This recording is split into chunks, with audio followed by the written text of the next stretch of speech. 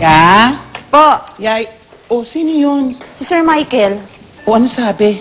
Pinag-impake ko ng mga damit ni Ninya. Susundin ata ni Sir Michael ang anak niya eh. Saan po kami pupunta ni Daddy, Yaya? Oo nga. Ewan ko, wala namang sinabi eh. Pero buong weekend nata sila mawawala. Na, sige na. Mag-impake pa ako. Halika na, Ninya. Ganon? Wait, tuloy, bibihisan ko na rin siya, ha? Eh, saan naman dadali ni Michael si Nina? Alam kaya to ni Eliza? Salamat sa food tsaka sa coffee, ha? Wala yun. You're very welcome, Liza. Actually, kung wala ka nga sanang gagawin today, hayain kita pumunta pa sa presinto para maimbestigahan pa natin yung kaso. Nako, gusto ko sana, kaya lang meron akong meeting dito ngayon, eh. Sige, sa ibang araw lang. So, I'll see you around. Okay. Alright, see you. Sige, ingat ka. Oh, Afi. Hello, Eliza. Oh, Eliza, halika umuwi ka dito. Eh, kasi si Michael, kukunin niya si Nina ngayon. Dadalhin niya sa kung saan, mag-weekend daw sila eh. Ano? Bakit hindi man lang niya sinabi sa akin yun? Eh, hindi ko nga alam. Mabuti pa umuwi ka na dito. Ngayon na, ha? Ha? Bilisan mo. Baka maunahan ka pa nun, okay? Oh, sige, pupunta na ako dyan. Oh, kain lang kayo ha. Madami ako in order para sa atin. Thank you, Mama. Ang bait pala ng boss mo, Bernice. Hindi parang ang boss ko. Bakit, Vicky? Masunod ba yung boss mo? Lagi na niya ako pinapagalitan. Kanina nga napagalitan na naman ako.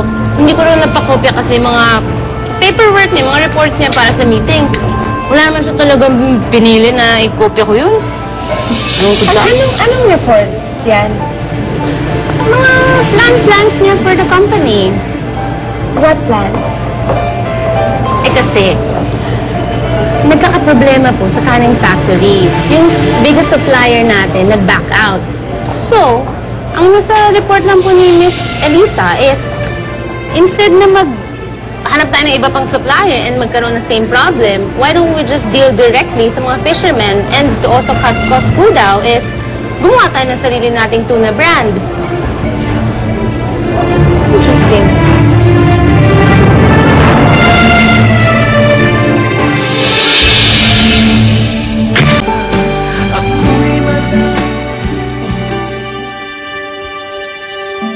Tia, nagawa mo rito? Hi, Dad. Ay, sit down, sit down. Thank you. Nabalitaan ko lang kasi sa secretary ko na meron daw kayong board meeting in a while. Yeah, mag-umpisa na yun in a while. Can I say something? May napansin kasi ako sa mga nabasa kong reports. Parang nagkakaroon tayo ng problema sa kaning factory. Yeah. Nag-pull out kasi yung pinakamalaki natin supplier ng tuna, kanya apektado ang operations natin.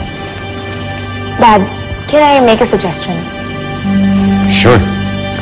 You know, I think, naisip ko lang, baka we should go straight to the fishermen instead of getting a middleman, and that way makaka-cost cut tayo.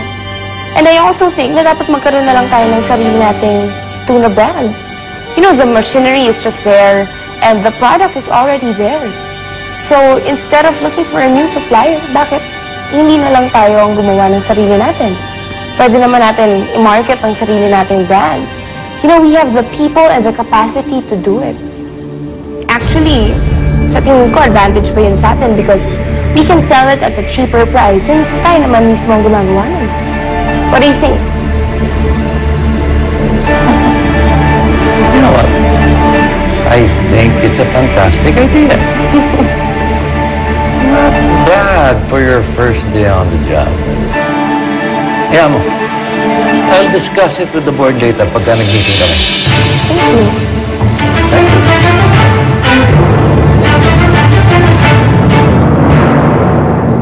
First thing ako, sobrang impressive sila sa akin. Ang hindi nila, lahat yun, inagaw ko lang kay Eliza at babalik ko siya sa kinabahan kung saan siya nababalik. Tama ka dyan. Huwag ka naman magselos kay Luis, oh. Wala naman kami ginagawang masama, eh. Magkaibigan lang talaga kami.